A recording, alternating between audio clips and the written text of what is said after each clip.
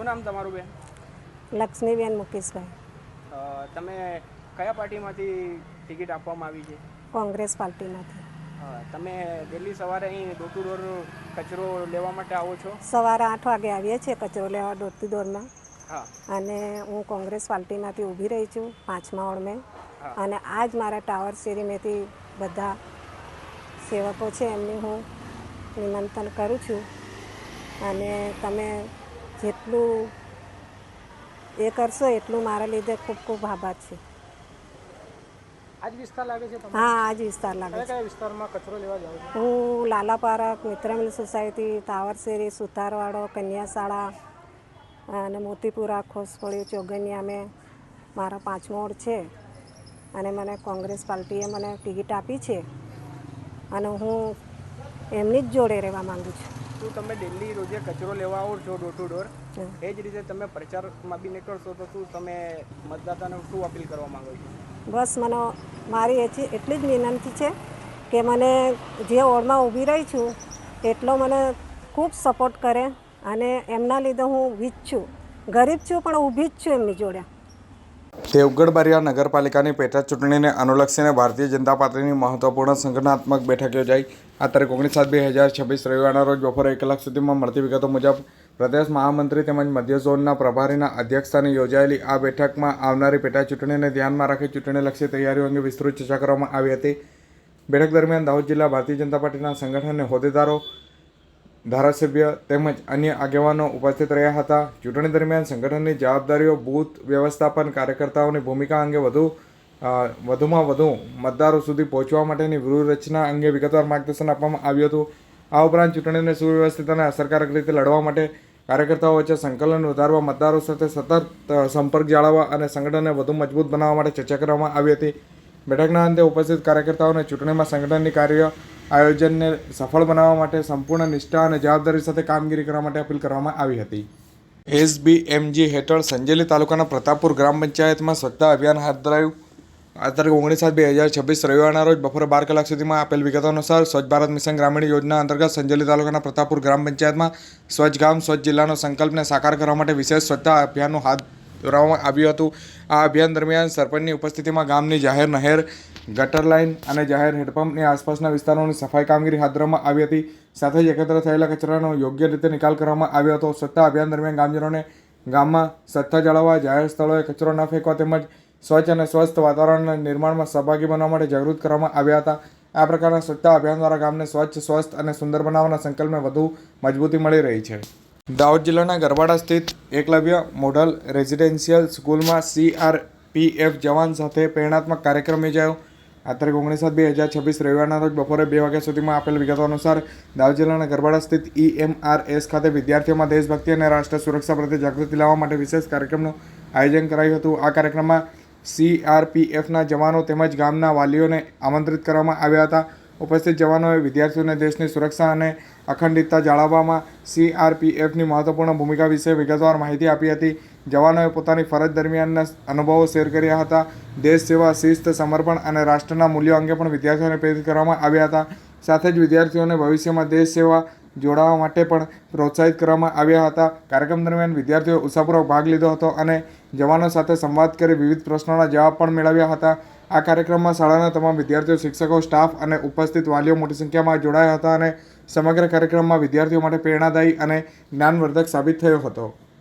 Dahod Bharatiya Janata party કાર્યાલય ખાતે બક્ષીપંચ મોરચાની મંડળ પરિચય બેઠક યોજાઈ. આ તારીખ 19/7/2026 રવિવારના રોજ બપોર 3 વાગ્યા સુધીમાં આપેલ માહિતી અનુસાર દાહોદ શહેર અને દાહોદ ગ્રામ્ય મંડળની બક્ષીપંચ મોરચાની મંડળની બેઠકનું આયોજન કરાયું હતું.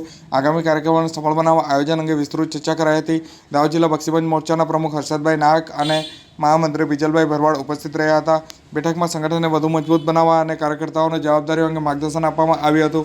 આગામી કાર્યક્રમોને અસરકારક રીતે આયોજનબદ્ધ રીતે પૂર્ણ કરવા માટે કાર્યકરોને જરૂરી સૂચનો પણ આપવામાં આવ્યા હતા. દાહોદ જિલ્લાના લીમખેડામાં અસામાજિક તત્વો દ્વારા બંધ કરાયેલા રસ્તાને તંત્રએ તાત્કાલિક શરૂ કરાવ્યો. આ તારીખ 19/7/2026 રવિવારના રોજ બપોરે 2 કલાક સુધીમાં મળતી વિગતો મુજબ તાલુકા વિકાસ અધિકારીની સૂચના બાદ સરપંચ દિનેશ ભરવાડે JCBથી ખાડો પુરાવ્યો.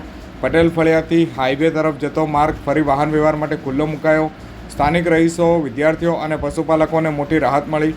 લીમખેડા તાલુકાના લીમખેડા નગરમાં પટેલ ફળિયાથી હાઈવે તરફ મુખ્ય માર્ગ અસામાજિક તત્વો દ્વારા જેસીબી મદદથી ખોદી અને બંધ કરી દેવામાં આવ્યો હતો, જેના કારણે સ્થાનિક રહેવાસીઓ, વાહન ચાલકો અને શાળાએ જતા વિદ્યાર્થીઓને અને પશુપાલકને ભારે હાલાકી સામનો કરવો પડી રહ્યો હતો. જોકે આ સમગ્ર મામલે તાલુકા વિકાસ અધિકારી પ્રકાશ રાવતના માર્ગદર્શન હેઠળ તાત્કાલિક કાર્યવાહી માટે હાથ ધરવામાં આવી હતી.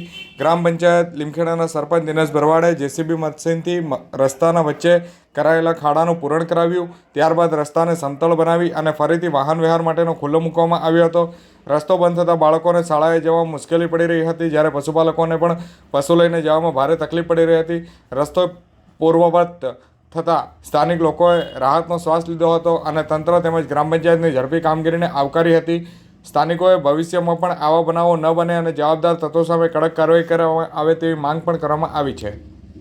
સાયબર ફ્રોડથી બચવા TRAI અને ઝાલોદ તાલુકા ગ્રાહક સુરક્ષા મંડળના સંયુક્ત ઉપક્રમે કાર્યક્રમ યોજાયો. આ તારીખ 19/7/2026 રવિવારના રોજ બપોરે 3:30 સુધીમાં મળતી વિગતો અનુસાર સાયબર ક્રાઇમ પોલીસ સ્ટેશનની ટીમે ઓનલાઈન ફ્રોડથી બચવાના ઉપાયો સમજાવ્યા. 130થી વધુ ગ્રાહક બંધુઓએ કાર્યક્રમમાં ભાગ લઈ માર્ગદર્શન મેળવ્યું. ગોધરા ખાતે ટ્રાય અને ઝાલોદ તાલુકા ગ્રાહક સુરક્ષા મંડળના સંયુક્ત ઉપક્રમે ગ્રાહકોમાં જાગૃતિ લાવવા માટે વિશેષ કાર્યક્રમનું આયોજન કરાયું હતું.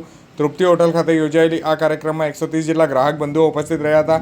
કાર્યક્રમની શરૂઆત દીપ પ્રાગટ્ય સાથે કરવામાં આવી હતી અને ઉપસ્થિત મહાનુભાવોને તુલસીનો છોડ આપી સ્વાગત કરવામાં આવ્યું હતું. કાર્યક્રમ દરમિયાન જિલ્લા પોલીસ કચેરી ગોધરાની સાયબર પોલીસ ટીમની દ્વારા જે ઓનલાઈન ફ્રોડ, ડિજિટલ છેતરપિંડી અને સાયબર ગુનાઓથી કેવી રીતે બચવું તે અંગે વિસ્તૃત માર્ગદર્શન આપવામાં આવ્યું હતું. સાયબર સેલના અધિકારીઓએ મોબાઈલ, સોશિયલ મીડિયા અને ડિજિટલ માધ્યમ દ્વારા થતા બ્લેકમેલિંગ, OTP ફ્રોડ, ફિશિંગ અને અન્ય ઓનલાઈન છેતરપિંડી અંગે લોકોને સાવચેત રહેવા અપીલ કરાઈ હતી. કાર્યક્રમમાં ગ્રાહક સુરક્ષા મંડળના પ્રમુખ જિગ્નેશ પંચાલ દ્વારા ટેલિકોમ સેવાઓ સંબંધિત મહત્વપૂર્ણ માહિતી અને ગ્રાહકોના અધિકાર અંગે માર્ગદર્શન આપ્યું હતું. અંતમાં પ્રજેશ લુહાર દ્વારા આભાર વિધિ કરવામાં આવી હતી અને ગ્રાહકોને સાયબર સુરક્ષા અંગે વધુ સતત જાગૃત રહેવા સંદેશ આપી અને કાર્યક્રમ પૂર્ણ કરવામાં આવ્યો હતો. ઝાલોદ વણકતલાઈ હનુમાનજી મંદિરથી સારંગપુર જવા માટે પગપાળા સંઘ પ્રસ્થાન થયો. આ તારીખ 19/7/2026 રવિવારના રોજ સાંજે 7 કલાક સુધીમાં મળતી વિગતો અનુસાર હનુમાન ચાલીસા, ધ્વજપૂજન અને મહાઆરતી બાદ યાત્રાળુઓએ ભગવાનના આશીર્વાદ લીધા. ભગવા ધ્વજ સાથે જય શ્રી રામ અને જય કષ્ટભંજન દેવના જયઘોષ સાથે સમગ્ર ઝાલોદ ગુંજી ઉઠ્યું. ઝાલોદ નગરમાંથી શ્રી કષ્ટભંજન દેવ હનુમાનજીના પવિત્ર ધામ સારંગપુર ખાતે દર્શનાર્થે ભાવિક ભક્તોના પગપાળા સંઘ ભક્તિ અને શ્રદ્ધાભાવ સાથે રવાના થયો હતો. યાત્રા પૂર્વે હાજરા હજુર વણકતલાઈ હનુમાનજી મંદિરે વિશેષ ધાર્મિક કાર્યક્રમનું આયોજન કરાયું હતું, જ્યાં હનુમાન ચાલીસાના પાઠ, ધ્વજપૂજન અને મહાઆરતી બાદ તમામ યાત્રાળુઓએ દાદાના આશીર્વાદ મેળવી અને યાત્રાનો શુભ પ્રારંભ કર્યો હતો.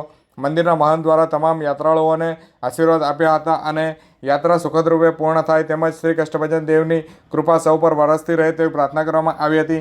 આ પ્રસંગે વણકતલાઈ સુંદરકાંડ મંડળ અને મહિલા સુંદરકાંડ મંડળના સભ્યોએ પણ સામૂહિક પ્રાર્થના કરી હતી, જેમાં ગૌ માતાના કલ્યાણ, રાષ્ટ્રની સમૃદ્ધિ, હિન્દુ સમાજમાં એકતા અને સમગ્ર વિશ્વમાં સુખ શાંતિ માટેની પ્રાર્થના કરવામાં આવી હતી. યાત્રાળુઓમાં જે હાથમાં ભગવા ધ્વજ લઈ જય શ્રી રામ, જય હનુમાન અને જય કષ્ટભંજન દેવના ગગનભેદી નારા સાથે પ્રસ્થાન થતાં સમગ્ર ઝાલોદ નગર ભક્તિમય બની ગયું હતું. નગરજનો દ્વારા ફટાકડા ફોડી, પુષ્પ વર્ષા કરી અને જયઘોષ સાથે યાત્રાળુઓનો ઉત્સાહભેર સ્વાગત કર્યું હતું. મોટી સંખ્યામાં પરિવારજનો, મહિલાઓ, યુવાનો અને વડીલો મુવાડા ચોકડી સુધી યાત્રાળુઓને વાળામાં પહોંચ્યા હતા. આ પગપાળા સંઘ માત્ર ધાર્મિક યાત્રા નહીં પરંતુ ભક્તિ, સેવા, સમય અને એકતા, સનાતન સંસ્કૃતિ જીવન સંદેશ બની રહ્યો છે. શ્રી કષ્ટભંજન દેવના આશીર્વાદથી યાત્રા મંગલમય બને અને સર્વના જીવનમાં સુખ, શાંતિ અને કલ્યાણ આવે તેવી ભાવના સાથે સંઘ સારંગપુર તરફ આગળ વધ્યો છે.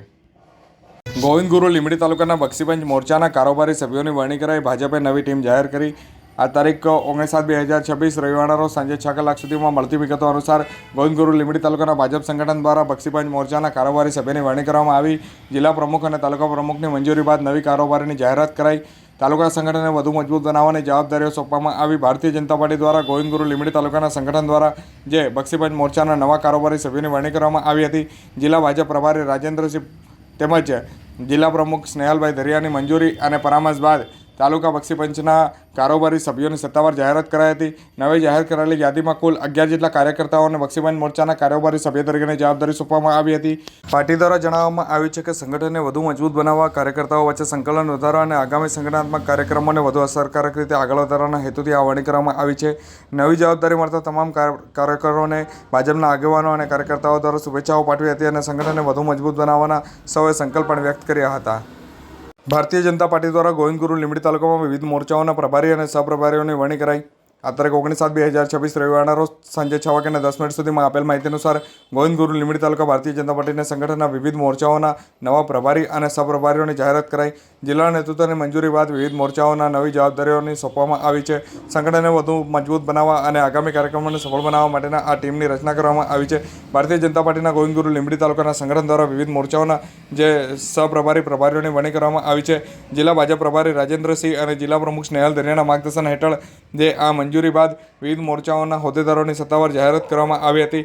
જાહેર કરાયેલી યાદી મુજબ બક્ષીબંધ મોરચા, અનુસૂચિત જાતિ મોરચા, યુવા મોરચા, કિસાન મોરચા, અનુસૂચિત જનજાતિ મોરચા તેમજ મહિલા મોરચા પ્રભારી અને સહપ્રભારી તરીકેની કાર્યકર્તાઓને જવાબદારી સોંપવામાં આવી હતી. પાર્ટી દ્વારા જણાવવામાં આવ્યું છે કે સંગઠનને ગામડા સુધી વધુ મજબૂત બનાવવા, વિવિધ સમાજ સુધી પહોંચ વધારવા તેમજ આગામી સંગઠન તેમજ જનસંપર્ક કાર્યક્રમોને વધુ અસરકારક બનાવવા માટે આ નિમણૂક જાહેર કરવામાં આવી છે. નવી જવાબદારીઓ મેળવનાર તમામ હોદ્દેદારોને ભારતીય જનતા પાર્ટીના આગેવાનો અને કાર્યકર્તાઓએ શુભેચ્છાઓ પાઠવી હતી.